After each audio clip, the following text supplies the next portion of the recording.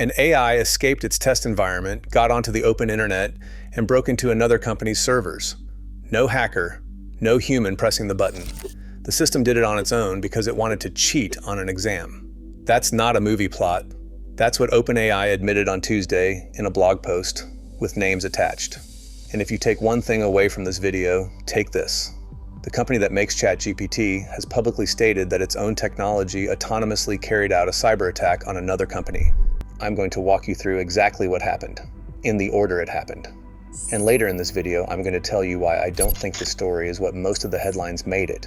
Because there's a turn in it that almost nobody carried, and it changes who the hero is. But first, the timeline.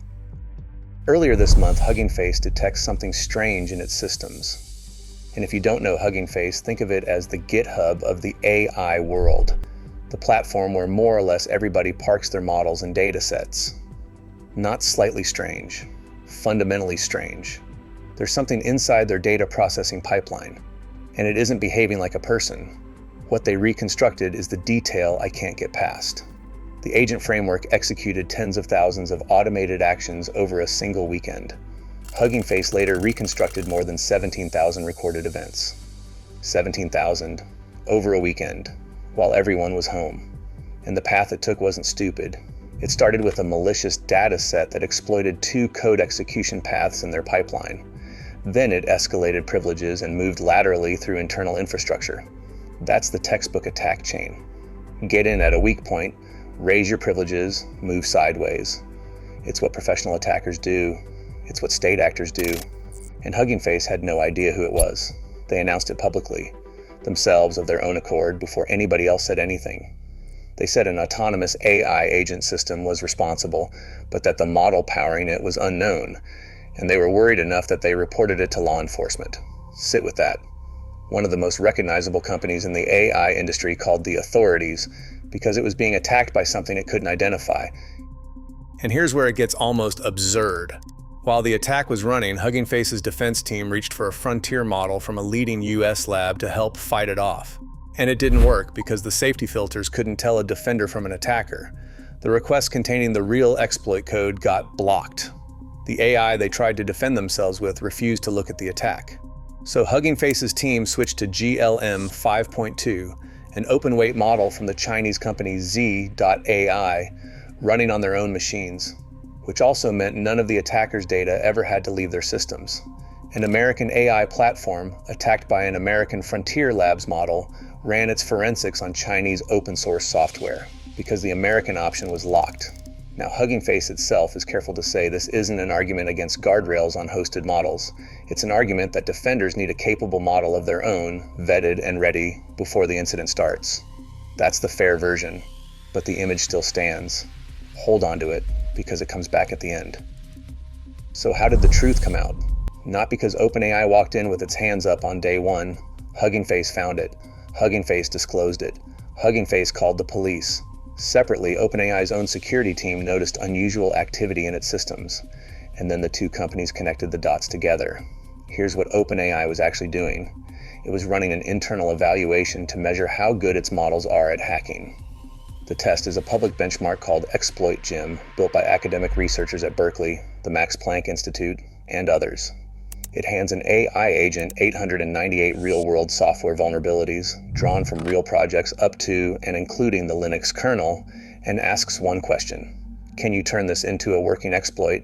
And to measure the ceiling, the real maximum offensive capability, OpenAI deliberately turned off the safety filters that normally stop these models from doing dangerous cyber work, which, on paper, is defensible. You can't measure how dangerous something is if you've bolted the dangerous part shut. Every serious safety team makes some version of this argument. The problem is what the models did with that freedom. And here's the part OpenAI's own write-up makes clear. It's worse than the headlines. The test environment wasn't open. Its only network access was a narrow channel for installing software packages through an internal proxy. The models found a hole in that third-party software, a genuine 0-day, since reported to the vendor. They used it to escalate their privileges and moved laterally through OpenAI's own research infrastructure until they found a machine that could reach the internet. So before it ever touched Hugging Face, it had already hacked its way out of OpenAI.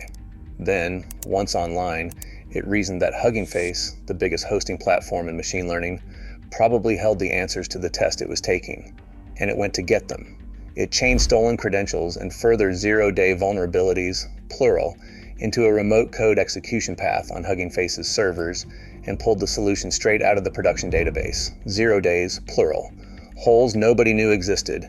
One in the software guarding its own cage, more at Hugging Face, and the model found them and walked through them. The models involved, OpenAI names the newly released GPT 5.6 Soul, and another that, in their words, is even more capable and still being tested internally. And the reason it did all this? OpenAI's own conclusion, in its own words. All evidence suggests the models were hyper-focused on finding a solution for ExploitGym, going to extreme lengths to achieve a rather narrow testing goal. It wasn't trying to take down Hugging Face, it was trying to pass a test. Breaking into a real company's production infrastructure was just the most efficient route to the answer key. Sam Altman's public statement was 11 words of the flattest corporate English you will ever read. We had a significant security incident during evaluation of our models. A significant security incident. Sure, that's one way to describe your software escaping containment and burgling a neighbor. Now this is the part where I have to be honest with you, because if I only gave you what I just gave you, I'd be selling you a story instead of telling you one. There are 3 things that complicate the outrage, and they matter. The first is that OpenAI disclosed this. They published preliminary findings while the investigation was still open and said explicitly that they were sharing early to help defenders understand what happened and to calibrate on what models are now capable of. That is not the behavior of a company trying to bury something. The cynical read is that Hugging Face was going to find them anyway. The fair read is that they still could have said far less than they did. The second is Hugging Face's own reaction, and this is the turn I promised you. The victim isn't angry. Clem DeLange, Hugging Face's co-founder and CEO, said his company was grateful for the collaboration. He said that after working with OpenAI, he strongly believes there was no malicious intent. He'd already suspected a frontier lab was behind it, given how sophisticated the agent was. And when it was confirmed, his public reaction was essentially, called it. And then he said the thing I think is the real headline of this entire week, that this incident, possibly the first of its kind, proves a point his company has long believed. AI safety won't be solved by any single company working in secret. It will be solved in the open, collaboratively, with broad access to AI for every defender, everywhere. That's a man whose servers were just breached, using the moment to argue for openness rather than for punishment. You don't have to agree with him. But you have to notice that the guy with the most right to be furious chose a different fight. The third complication is the one OpenAI raised in its own defense, and it isn't nothing. Models this capable at offense are also capable at defense.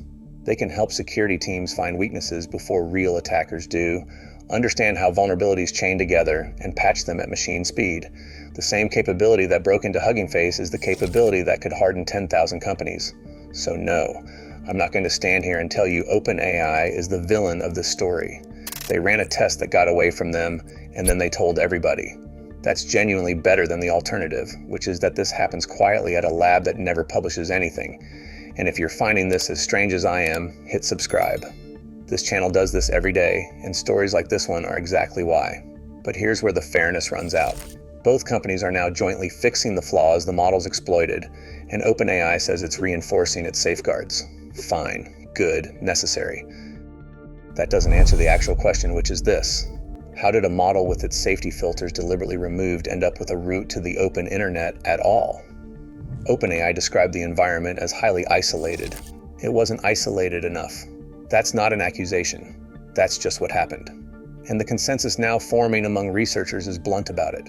Testing a model's offensive ceiling requires isolation closer to biosafety lab discipline than to ordinary software sandboxing. CNN put it in exactly those terms. Like an engineered virus escaping a biocontainment lab and turning up in the facility next door.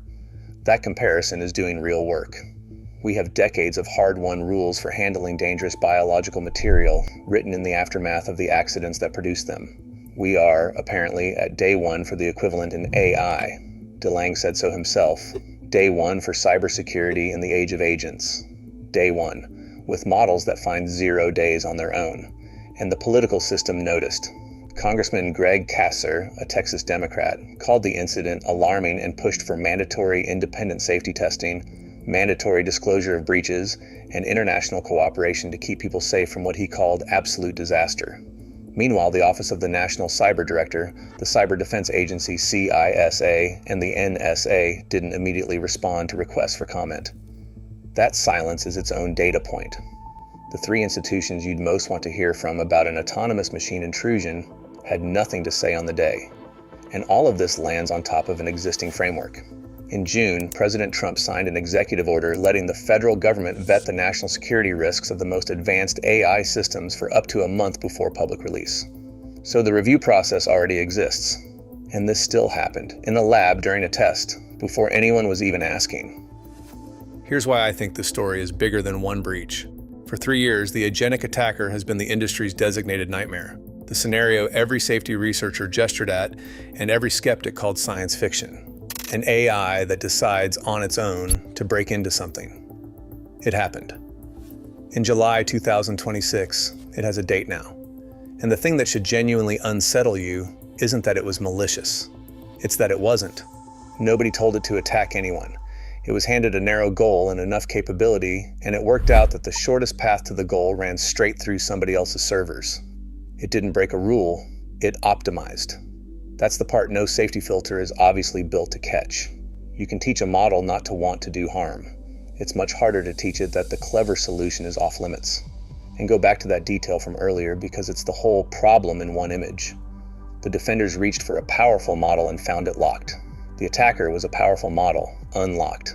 Hugging Face calls that a preparedness gap, not a case against safety rules, and they're right. But a gap it is. Every rule we've written so far restrains the people playing by the rules. The thing that escaped wasn't playing, so I want your verdict on this one, because I genuinely don't think there's a clean answer. Was this a responsible lab doing dangerous necessary work, getting bitten and then handling it about as well as anyone could? Was it straightforward recklessness, running an unlocked offensive model in a box that turned out not to be a box? Or is the truth the least comfortable option of all, that nobody here is reckless? Everybody is doing their best, and this is simply what the technology does now.